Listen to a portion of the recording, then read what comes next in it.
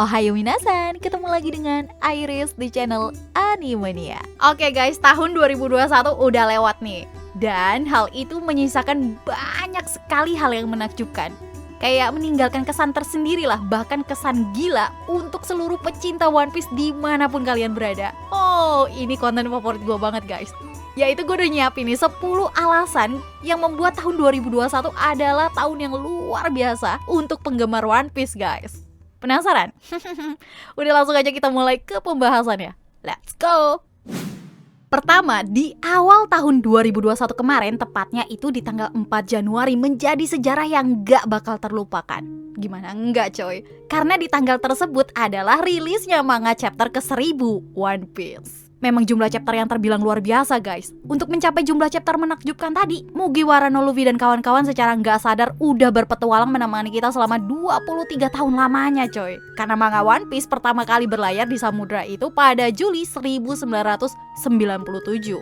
Rilisnya chapter ke-1000 jelas menjadi momen tersendiri nih di hati para penggemar. Judul yang diambil juga sangat spesial, yaitu Mugiwara no Luffy. Untuk ceritanya sendiri mulai berfokus soal Luffy yang siap menantang dua Yonko dengan kekuatan yang gila. Dengan semangat juangnya yang gak kenal takut, Our Baka Sencho ini meluncur ke atap tengkorak pulau Onigashima untuk meramaikan pertarungan yang telah menghadirkan Kaido dan Big Mom guys. Momen terbaiknya itu mungkin ada saat Luffy menghantam Kaido dengan Gomu Gomu no Red Rock. Lalu dengan lantang juga Luffy menyampaikan bahwa dialah yang akan menjadi raja bajak laut di hadapan dua kaisar penguasa laut New World. Next, momen terbaik di tahun 2021 selanjutnya guys, hadir dari Makimo alias Roronoa Zoro, isi tangan kanan Luffy di SHP Crew. Bisa dibilang ini menjadi tahun terhebatnya guys, karena dia diperlihatkan mempunyai Haushoku Haki. Pertama kali hal ini diketahui saat serangan yang dilancarkannya kepada Kaido. Tetapi Kaido merasa bahwa serangan tersebut bukanlah serangan biasa. Disitulah ada indikasi secara nggak sadar Zoro sebenarnya melapisi serangan pedangnya dengan Haushoku Haki. Uniknya fakta gila itu sendiri malah nggak diketahui oleh Zoro guys. Sempat kebingungan, tapi pada akhirnya Zoro bisa memanfaatkan potensinya tersebut. Terlebih bagaimana pedang Enma memaksanya nih untuk mengeluarkan potensi terbaiknya. Di pertarungan yang sangat sengitnya dengan King guys, Zoro ini benar-benar secara sejati mengeluarkan Haushoku Haki yang sukses membuat pingsan para bawahan Kaido yang mencoba mengganggu. Terlebih lagi dengan usaha yang gak mudah dan gimana kecerdikan Zoro yang mengamati apinya King, dia berhasil nih mengalahkan salah satu orang yang paling dipercayai oleh Kaido ini guys. Di serial One Piece guys, tentu kita udah sering banget nih yang namanya nebak-nebak buah iblis seorang karakter. Tak terkecuali untuk Yamato, si anak Kaido guys. Sebagai dari anak seorang Yonko, Yamato nih memang punya potensi kekuatan yang mumpuni. Banyak toh kita semua tuh yang dibuat penasaran dari mana sih sumber kekuatan Yamato ini guys. Dan di tahun 2021 rahasia itu juga terungkap. Adapun buah iblis yang disantap oleh Yamato bertipe Mythical Zoan guys, dengan nama Okuchi no Makami. Untuk kekuatannya secara fisik Yamato mengalami peningkatan, serta bisa menyemburkan energi yang dari mulutnya mirip seperti sang ayah, dengan wujud serigala penjaga dalam mitos Jepang.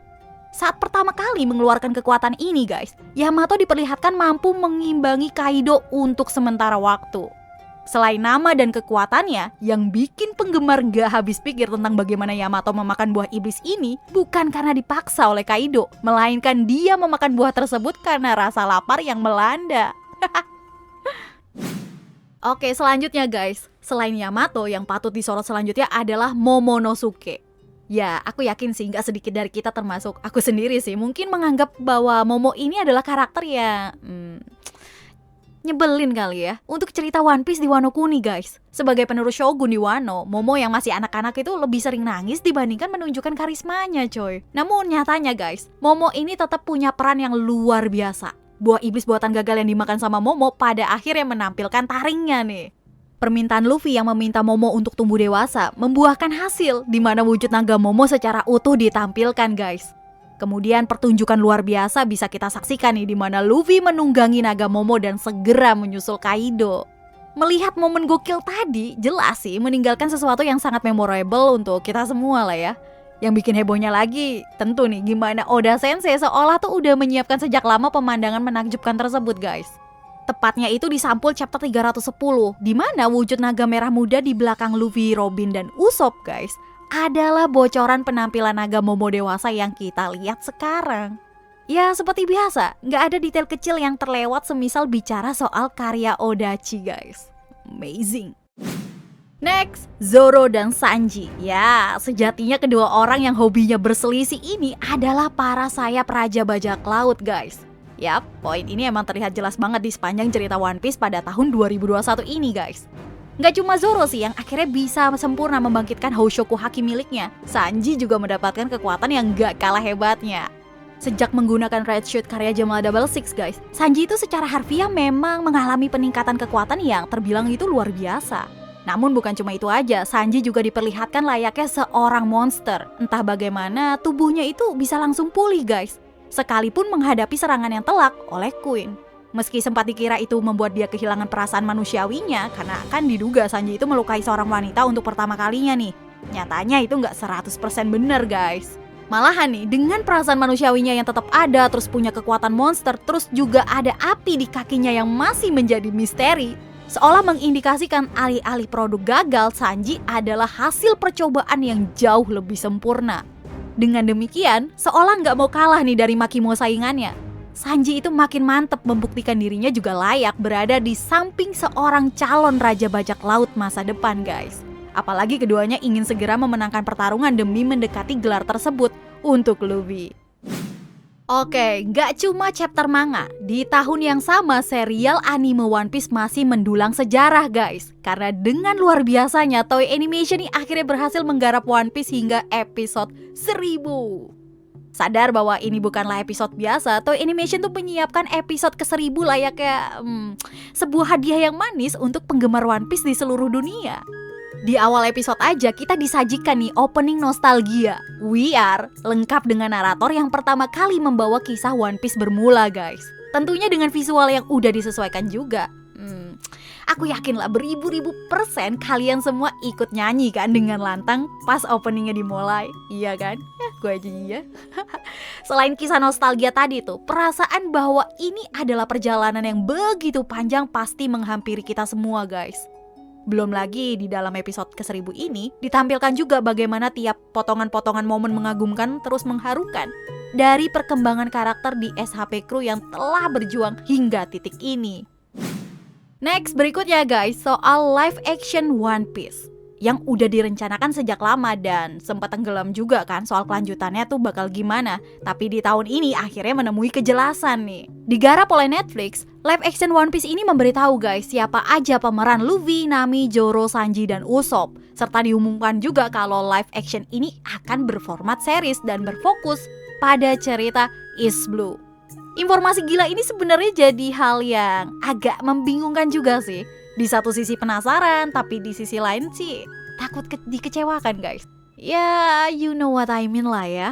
Ya, tapi apapun itu jelas live action ini tetap punya potensi. Bagaimana Netflix bisa mengeksekusi dan para cast yang beraksi menjadi kunci keberhasilan live action ya guys.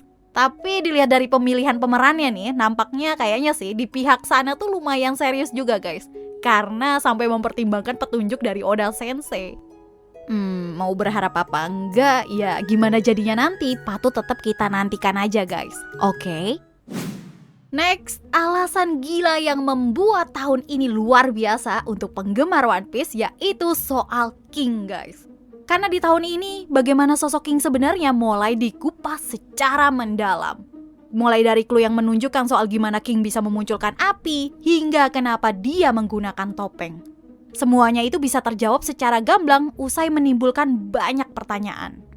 Sejatinya King itu memang bukan makhluk biasa guys, karena dia berasal dari Lunarian, ras yang dianggap sebagai yang terkuat di dunia. King menggunakan topeng demi menghindari terbongkarnya fakta tersebut, karena dirinya nggak mau lagi diincar untuk dijadikan objek penelitian pemerintah dunia. But again and again, momen dimana topeng King terbuka pun hadir di tahun 2021. Sosok di balik topeng itu akhirnya nih bisa kita ketahui secara pasti. Sekian banyaknya misteri yang terungkap soal King ini seolah kayak memberi rasa lega lah kepada banyak fans One Piece guys. Serta membuka kesempatan untuk kita biar berteori lebih gila lagi guys, tentunya. Oke, siapa di sini yang masih belum move on dari Ace? Meski harus berakhir dengan sedih sih di arc Marineford guys. Tapi kita masih bisa nih mengenang Ace dengan melihat bagaimana petualangannya sebelum menjadi sehebat yang diketahui. Nah, kabar baiknya guys, kalian bisa melihat lagi sosok Heiken no Ace ini melalui manga spin-off yang bertajuk One Piece Ace Story. Dan kalian bisa lihat karena di tahun 2021 ceritanya udah rampung guys. Diadaptasi dari novel One Piece Novel A serta diilustrasikan oleh Boichi Sensei. Buat kalian nih yang asing sama nama tadi, dia adalah sosok di balik karya Dr. Stone.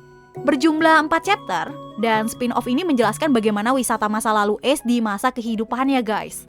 Apalagi di chapter terakhir yang rilis tahun ini, pertarungan hebat antara Ace dengan Shirohige jadi penutup yang sempurna.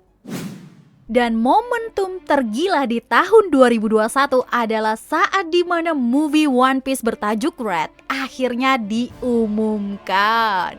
Yap, informasi ini tepatnya diumumkan pada November guys. Dan bener aja, begitu kabar ini dirilis, kehebohan pun langsung melanda penggemar One Piece di seluruh dunia.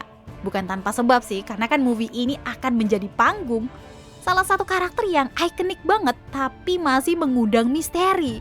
Ya, siapa lagi kalau bukan Akagami no Shanks. Kisah soal Shanks ini kan emang udah dinanti-nanti banget. Pokoknya sama para pecinta One Piece lah. Ya gimana enggak, meski muncul di awal cerita guys, karakter ini tuh misteriusnya minta ampun coy. Tapi di satu sisi digambarkan sebagai sosok yang kuat pakai wow banget. Adanya project movie ini jelas menjadi angin segar bagi mereka yang penasaran luar biasa dengan Shanks. Meski belum dikonfirmasi lebih lanjut sih ceritanya tuh bakal canon atau non canon, tapi yang pasti di mana Shanks beraksi di situ pecinta One Piece menanti guys. So itu dia 10 alasan yang membuat tahun 2021 menjadi tahun yang gak biasa untuk penggemar One Piece. Tentunya kita menantikan hal-hal lebih gila lagi di tahun 2002 ini. Kalian masih mau kan membentangkan layar dan menantikan petualangan Luffy mengarungi samudra? Makanya nih, ikutin terus aja kisah gila terus sablengnya Our Bakasenjo guys bersama para nakama lainnya. So, see you again next time. Adios Caramelo, stay safe everyone. Salam Animania.